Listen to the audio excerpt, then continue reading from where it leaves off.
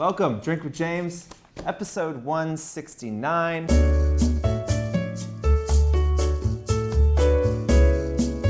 I've exited my sickness mostly, which is good. It means I'm in a better mood. Like most men, I am a total nightmare when I'm sick and just curl up and ask to be spooned all day by my understanding and lovely girlfriend. But that part of my life is over, and we've entered into a new week. Look, we've got 3 months left in the decade, which is kind of crazy. And I was thinking, one, about, I think it's a good time to reflect on what the last decade has brought you. For a lot of you watching this, it has brought you like puberty and like into adulthood. But for us old folks, the decade didn't have quite as much physical change, other than a little bit of slackening of the whole body, but a lot of change in other ways. I hadn't started this business. I think I had a following. 10 years ago I had a blog and a shitty job that I hated. And now I don't have a blog and I love my job. So you too could trade your blog for a job that you really love in the next decade, if that is your goal. But no, I think as you kind of enter into any milestone, it's a good time to reflect. I just went through a process that I found really cathartic and helpful, which was, and it will sound like depressing, but I think it's a good thing to do. So I just went through and I tried to make a list of everything that I thought I was fucking up in my life, specifically as it's related to my work. All the things I was doing wrong, the things I was avoiding, the problems I'm causing it for. Tried to just make this big list, and then I tried to put all of those things into buckets of like what the root causes are. So if you think about any problem, right? You have the symptom and then you have the cause, right? A symptom is like, I am not good at networking, right? Like that's a symptom of some root cause and problem in your personality, potentially. So once I had all of the symptoms down, I then tried to work backwards and understand what the root causes were, and really came down to just 2 or 3 big things that I felt like my personality was holding me back from like unlocking that next gear, that like next level of success and the person I want to be and need to be for the company. And then I also made a list of like, what would happen if I didn't fix these things? Like if I follow the path and I ignore all of these problems, what would end up happening in the company? And let me tell you, it's not great. So I think for anyone, the biggest thing standing in the way of you being more successful generally is yourself. We are the biggest impediment to getting what we want. And I think that like that journey of some self-exploration and trying to understand why you do the things that you do. Why do you act the way you do? Why do you react to things the way you do? Why do you approach your work in the way you do? Can be incredibly helpful. And I think acknowledging the things that you feel like are wrong with you, that you want to change, sharing those with someone and like making them public and saying like, here is, in my case, probably like a 2-page single-spaced, essay on what is wrong with me, which is kind of like being like, these are the things that I am looking to change in myself. So I found it helpful. I think that as you kind of enter again into a new decade and a new year, it's a good time to look at those things and figure out, what you are going to do in the next 10 years. Because I have found, and again, this may be a personal thing, but I think one of the big surprises of my life is like just how hard it is to be successful. I think we've talked about this on other episodes, and I think that like if traditional financial success is something that you are after, I think it takes like a relentless focus on self-improvement and on trying to make yourself better. And a lot of people go to books and self-help books and things to try and, come up with a new process. I'm going to work this way. I'm going to focus on these things. Those are like drugs, right? Like those people are just trying to sell you something, to say like, hey, you feel really insecure about your future. You don't know what the fuck to do. I did this. Like, use my blue sky method and you will achieve success.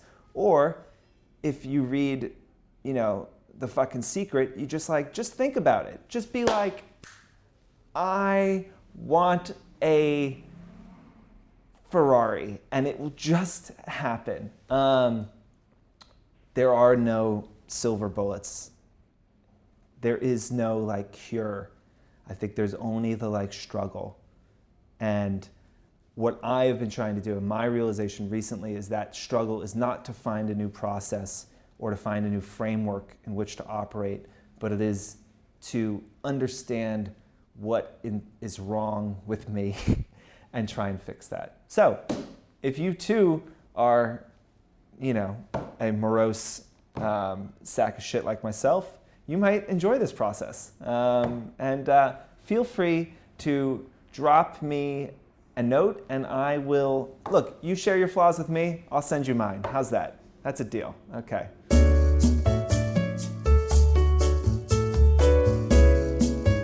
Question 1, what do I think about the new Instagram features? First of all, there is some new stuff that just dropped on Instagram. I'm sure y'all have seen it. I don't know if you use Instagram that often, but there's new stuff on there. And then we get a bunch of stuff I hear that's coming down the pipeline. So first of all, let's talk about what's new. Threads. Downloaded Threads. It's essentially taking your DMs off of Instagram into its own app and then allowing you, it's very similar to Snapchat, right? You're just sending, it makes it very easy to send photos and DMs to specifically your close friends. This is part of Instagram and Facebook's drive towards more private messaging, more one-on-one messaging. This is something that Mark Zuckerberg came out and said maybe a year and a half ago was going to start to be a focus with them as they started to focus on privacy. So for me, Threads isn't that interesting. Young people use these social platforms in a very different way that we do, and I'm sure it is a attempt to steal some of that young business away from Snapchat. Another is removing the following tab, which for the stalkers out there is super depressing. I used to love to see my bro-y friends from high school and be like, bro-y friend 1 liked 8 photos, and it's just like 8 thirst traps, like not realizing that his wife could also see that tab. We also used to use that back in the early days before we built Follower Health. It was an easy way to see if someone was using a bot to engage, because you could see them engaging, and then you would go to the photos they engaged with, and it was like, a Russian with 14 followers and 2 photos. So that is gone. I imagine some of it was probably pressure from celebrities not wanting their activity to be public. But that is gone. Those are really the 2 big changes that have come out. Now there's a couple interesting things that have been rumored that I've seen screenshots of. Let's run through them really quick. 1, Instagram Stories is going to get gridded layouts, so you can do 2, 4, 6 photos in a single Instagram story. It's going to essentially try and replace Unfold. Sorry to the Unfold founders, but as we know, Facebook is going to try and destroy all of us, so a good reminder for us. They're ripping off TikTok. I told you guys a few months ago they had hired one of the lead designers at Vine. So they're rolling out something that is similar to TikTok. It's a camera, it's got some editing features to create short little videos. We'll see how that goes. seen screenshots for being able to share comments with friends. I think this is in response to some of the, again, to this idea of like people loving to share celebrities' comments and things and just start conversations around the engagement. So sharing comments. Saw a screenshot for desktop messaging. This is something they've said for years that they've been working on and is 100% in their pipeline. So desktop DMs seems to be coming in the not so distant future. That will be awesome. There's a stop motion camera for Insta Stories for creating easy stop motion movies. So if it's, you know, if you're still in 2010 and you're into stop motion, that will be exciting for you. IGTV series, so you can create a series in IGTV, and I think all of the videos in that series will be nested inside of that. Our friend Jess Kirby does like weekly outfit videos on IGTV. She could name that series and it would all kind of live in one place. There is 2 new types of boomerangs. So there's one that's gonna pause at the end of the loop and one that's gonna like wiggle at the end of the loop. I don't know what that's gonna look like, but apparently that's coming down the line. Notification filters, so for all y'all who actually have a big following, not me, you're gonna be able to filter your notifications, I think, to maybe be able to see just people you follow or close friends, so you don't miss notifications that I know could get lost if you get tens of thousands of notifications. Lastly, they are testing out some layouts, some new layouts for Explore. Haven't really seen screenshots for it yet, but Explore as it is, the way that content gets pulled into Explore has changed quite a bit in the last few years. I don't think the general layout or design of Explore has changed much other than including video and IGTV and now stories. So interested to see what they do with Explore. So that is new stuff that is coming down the pipeline on Instagram. As always, important to stay on top of this stuff. If you've seen our interview with Taylor Lorenz, who's now an internet culture writer at the New York Times, who also writes about influencers, she's a good Twitter follow. She's on top of all this shit and is a good person to kind of keep an eye on if you are wanting to know what's coming down the pipe.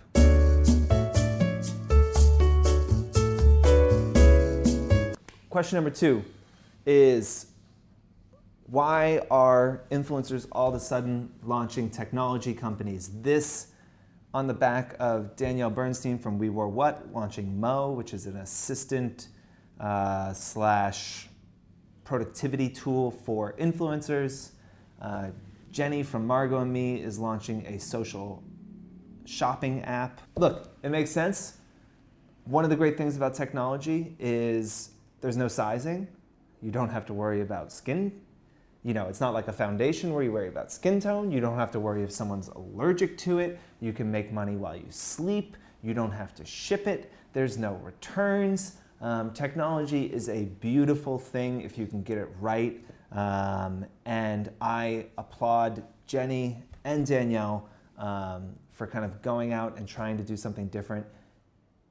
Running a technology company, being 7 years into this, is certainly a difficult thing. And I was interested to talk to someone else who had run a technology company as an influencer, because while for me, what is interesting about this isn't, that they're launching these new apps. That's great and wish them the best of luck. What's interesting is that, when Danielle launched swimwear, we talked about that, and that made total sense, right? She posts about swimwear a lot. She's had a good relationship with that brand. She designed something for herself, sold it. It did incredibly well. Awesome. I'm interested in people moving into technology because, while the tools they build are, helping or kind of made for influencers or made for social, it's not exactly a one-for-one in the same way that designing a capsule collection of clothing is. And so instead of me pontificating about why someone would do this, I wanted to talk to Tezza, who has been running the Tezza app for a little over a year now. She just hit 2 million downloads on that app. I thought it would be a good time to bring her in and ask her what it's like to run a technology company. So let's cut to her. You guys know I am always looking for an excuse to drag Teza into the office. Found another one. You just hit 2 million downloads on your app. Congratulations. Thank I wish you. we had, could we get like a studio, like applause on that? Like a studio I would love that. clap track? Thank you. So congratulations. A little over a year, 2 million downloads on the app. Yeah. Absolutely incredible. What we're talking about, as I mentioned, is influencers creating and launching digital products. You were one of the first that I remember that kind of had an app that has now become quite successful. Would love to hear a year in, some of the things that you've learned in creating digital products. Yeah, for sure. I mean, I think, one, it was our first digital product, and we definitely didn't set out like I think some other people I know who, hire a team and really go through all of these things you need to do before you launch. We just kind of were like, this sounds fun. You didn't raise money. We didn't raise money. You didn't hire a team. We didn't hire a team. Cole did the development. And for like a year of building it, we almost gave up probably 100 times. It was really hard. We had no expertise in this specific area. So it was kind of shooting in the dark. And, I think the first thing we learned was, one, the coolest part about being an influencer and having an app is that you get immediate feedback, right? Mm-hmm. Like people are just going to tell you what they think, whether you like it or not. Yep. So in that case, I think we marketed in our heads building the app to a specific customer when we launched, and we quickly learned that that was not our customer. So who did you think it was you were So we were launching for? really going for like the premium people that already were using our presets, and really wanted to be able to also use the app and go do it on the go, not for like every single person, right? But people felt like I was literally pulling their wallet out of their pocket and taking money from them because I was like charging them for this app. And we actually did a whole price restructure, and we kind of like changed the whole goal of the app. I think like probably 2 months in, we were already like reworking on the new plan. So you felt like customers, you felt like initially you got pricing wrong. Pricing wrong and customer wrong. And what was wrong about the pricing? It was too expensive? Too expensive. Yeah. It's people don't understand that when you build an app, it was a full-time job for Cole. Every single night we'd stay up till 2 a.m. We also have another job. And quite a few jobs, honestly. Quite a few jobs. And people just expect like apps to be free. That's like the mentality of apps. So the second you charge, people are obviously going to care. But that's okay. Like I was prepared for that. I've done other products. Right. But I just think that was kind of like the quickest learning curve. But the second we really did just pay attention to what people were saying, we thought, okay, let's just involve them in this process. Mm-hmm. And so we were like open about it and our mistakes and everything. How did you do that? Was it like going out and saying like, hey, I want feedback? Were you emailing customers? Was that happening mostly on your Instagram? Mostly on Instagram. The hardest part about apps, you don't necessarily capture someone's email unless you're doing a login and that whole thing. And even still, you have to be careful about how you're using those emails. So it's not like my email list where I'm just blasting, and can talk to people. So mostly over Instagram. Yeah. And truthfully, if it wasn't for like the App Store reviews, I would have never known how bad it was. Because in the reviews, people just went like, it was like a YouTube channel, where people just say what I was like, literally, I never get like that much negative feedback. So I was like, oh my gosh, like what have we done? We're like, cancel the app, like it's over. Pull it from the App Store. Yeah, so we quickly just like changed everything, and we responded to every single review, and we're like, hey, thanks for your feedback. We've actually now changed this. Please let us know what you think. And quickly that really started to build our community because they felt like, she listened to what I was saying. And so they really became kind of our biggest users of the app in the beginning. And I think that like something that is overlooked, and it's hard as an influencer, you already have this big audience. You feel like everything you put out has to be perfect, right? You're a perfectionist. I know. I've seen your photos. I know how long you spend editing them. If you guys haven't heard a Drink with James episode, you should. A long time. Yeah. So to put something out into the world that wasn't perfect, did you, when you released it, were you like, this is God's gift to apps, or were you like, this is pretty rough, let's see how this goes? I wouldn't say I felt like it was rough, but I definitely didn't. You know, we had so many plans where like the app will just constantly be like we'll release updates with new features and all this stuff. So I knew it was always going to be growing and changing, but I didn't think it was as rough as it was. Yeah. And one thing I did not really understand about technology is that the amount of bugs that happen. Yeah. Like people would be like, I saved my photo 3 times, re-imported it, did this. I'm like, why would you even do that? And they're like, and it's crashing. And so I'm like, oh my gosh, like, you know, we're trying to figure out all these bugs. Put a 200 megabyte TIFF file into it and it won't edit it. Yeah, What's going I was on? just like, okay, like this is crazy. But I learned, you know, that was like why we were able to make it better quicker, I would say. And looking back on it now, 2 million downloads later, over a year after it, if you could like go back in time, would you have waited 2 more months and polished it, or would you have launched it as is? Would you have launched it even earlier? Like, to everyone watching who's maybe thinking about an app idea or a business idea, you know, should they be trying to just get it out into the world as quick as possible, or? I would say like if I did it again, I might, you know, find some people and have them kind of help do testing with me and not, you know, kind of involve people in the process that I know would be using it.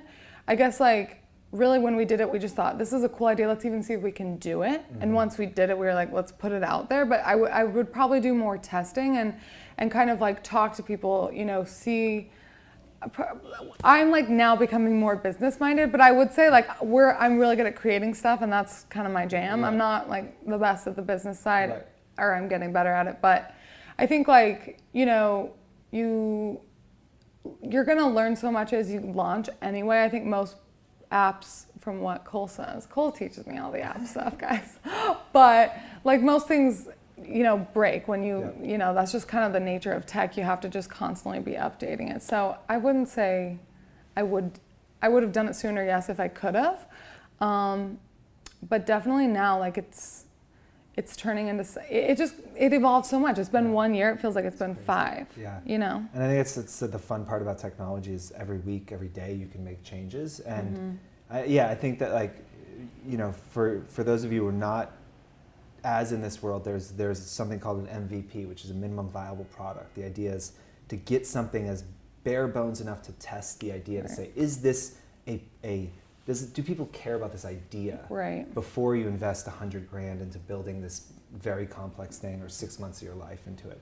The key is, I think what you learned and maybe what you would do differently is that like that MVP has to work. Yeah. So like scale it back. The design doesn't have to be perfect, doesn't have to have every feature you want, but getting bug testing, making sure it actually operates in the way it should will keep people from being too upset, and then just like asking you for more features, right? I hear that's when you know you have product market fit, is people are asking you for new features all the time, and I'm sure you get people constantly, they're like, can I get this, can I get this, I wish I had this, I love the app, but I wish it did this. So looking forward, again, you know, I feel like in the last month you have had skincare, you've had sunglasses, you've hit 1 million downloads on the app, then 2 million on the app. Like you have a lot going on. How do you see technology fitting into the kind of overall stack of what, you know, Tezza Inc. Is putting out into the world? Well, it's a good question. I think it's something like we're currently trying to figure out. Is it something that's completing our full circle in the long run, or is it like a separate thing? Because the app, you know, I always kind of thought it would be people I knew using the app, but now it's gone beyond me, and like it's actually bigger in Indonesia than the U.S. So I don't even know why. Love you. Do you out have there. a Big in Indonesia shirt yet? Okay. I'm gonna get one. Need yeah, absolutely. But I just think like overall, I would probably, for me, like the tech aspect is so exciting because the overhead is just so much easier than products. And if that's something like the future of that, I think there's so much potential. I think you can always combine fashion and tech. I think we're learning that so much. So many people are trying to do that. So I see like potential there for the future. But right now it's, you know, you can have so many ideas for one little thing, but you also don't want to over cram something that's working. So that's kind of like the balance we're trying to figure out. And last question, I mean, I think technology is really intimidating for a lot of people that aren't technically savvy. I run a technology company. I can't write a single line of code. Yeah. So, there's this idea that if you don't understand technology, you can't run a technology company. Any kind of word of advice to non-technical people watching this who have an idea for an app or a website about kind of launching? Yeah, I would just say find somebody and have a conversation. Because, like, for example, Cole, I know nothing about coding, right? But I'm always talking about like the functionality, the way things like move, and that's a huge part of tech, right? Yeah. Or the like even just visually, the ways like things are animated in an app. And I feel like, we're all creative minded. That's something we're all always thinking about. So I think there are so many people entering the tech space, young people like looking for jobs. It's one of the best things you can have for a career right now. But so, I would just find somebody that's also looking to team up and build a product, because it can get expensive to hire a developer. It can, yes. And so if you can actually just find someone that, you're teaming up with, that might be a better solution. But I think it's a great way to kind of frame it is like if you looked at, the world's best designers, I Right. bet they couldn't make their designs. Yeah. Like they could never sit at a sewing machine Right. and actually make those probably. Right. You don't have to be the executor of your vision. To have Totally. vision, you don't have to understand technology to tell someone how you want your app to work. Exactly. Such a good point. Well, congratulations. Thanks. I'm sure we're all going to be working for you one day. Oh, I'm going to be working and- for you. And we will continue to ask you back. Thank you. Thank you. Good to see you.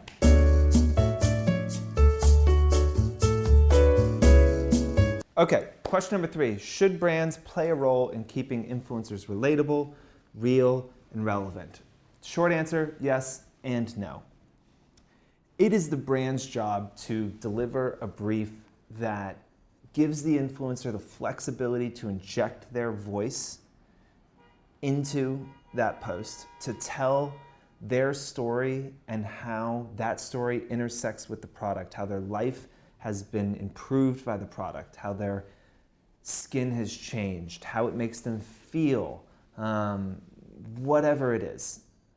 The brand has to give them a brief that allows them to inject their personality and their point of view into it. That's why we follow them, right? Like we follow them because we respect and in some way crave their point of view.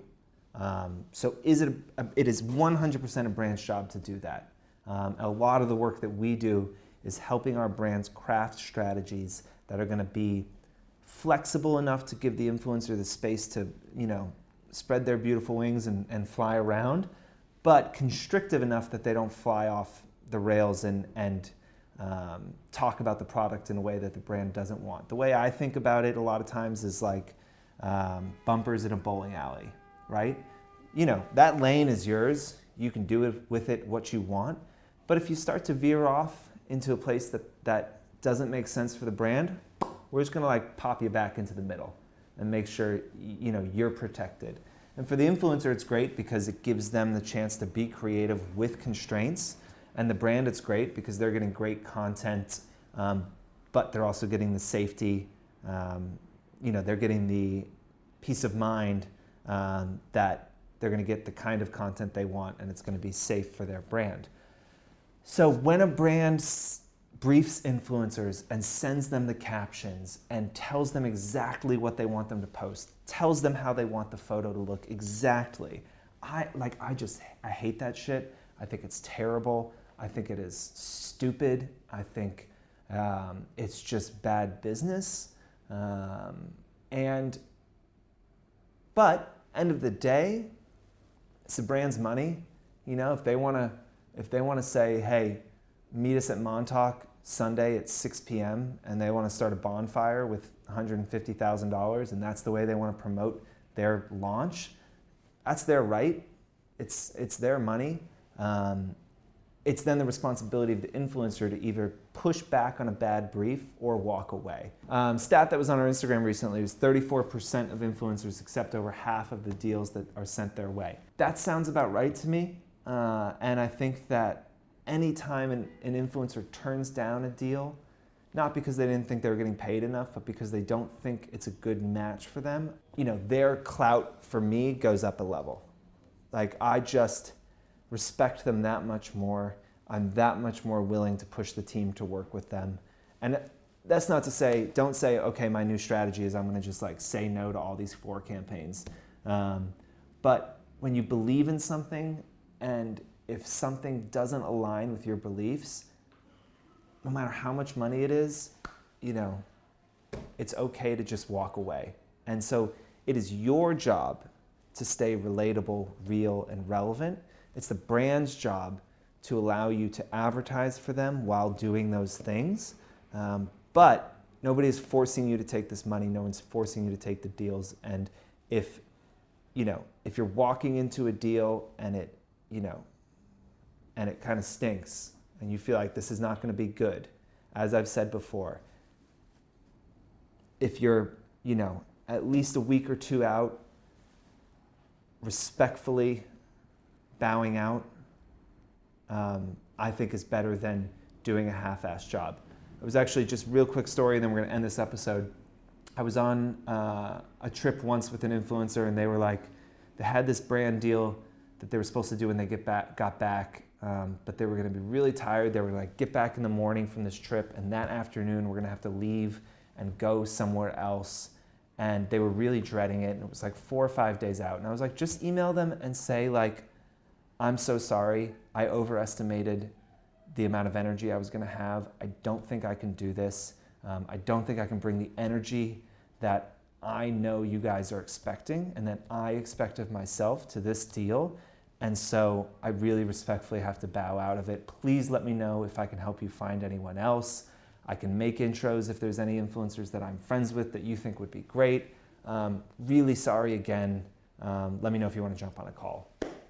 That is always going to be okay. You can do that. Now, ghosting a brand and just deciding not to post about them and then never fucking emailing them, I'd do a whole episode on that. That is not okay. But being respectful and bowing out early enough to allow the brand to fill your spot is okay. So, look, that's probably a long episode, and, well, I got nothing else to say. I'm out.